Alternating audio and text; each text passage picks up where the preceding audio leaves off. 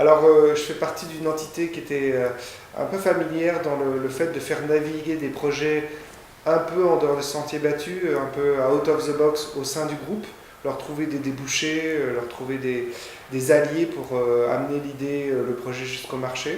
Et donc, on a eu envie de faire bénéficier de cette compétence tous les salariés du groupe. À ce moment-là, on s'est dit que ça pourrait prendre la forme d'un studio d'incubation des intrapreneurs. Et au même moment, Orange lançait une grande initiative ressources humaines autour de l'innovation salariée. Donc on a proposé d'en faire partie et on est devenu un des 4 chantiers de l'innovation salariée qui s'appelle OSE chez nous.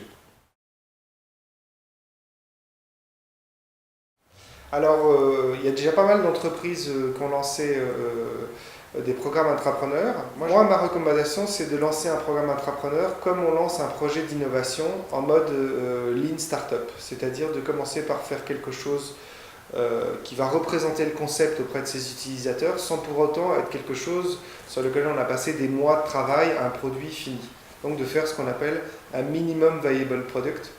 Et nous, on a commencé sur le programme Orange Intrapreneur Studio à faire une journée d'échange qu'on a appelée Barcamp Intrapreneur, où on avait les briques d'un programme et on a proposé à tous les participants de réfléchir à ce que devrait être un programme, sa finalité et ses composantes. On a eu 100 personnes, 10 groupes de travail et à la fin de la journée, plein d'idées pour enrichir notre programme. Et du coup, on a non seulement validé l'intérêt, sans ça il n'y aurait eu personne, mais en plus, on a vu que certaines directions qu'on avait prises devaient être un peu modifiées, devaient être un peu ajustées. Et c'est comme ça qu'on a conçu la première saison de notre programme.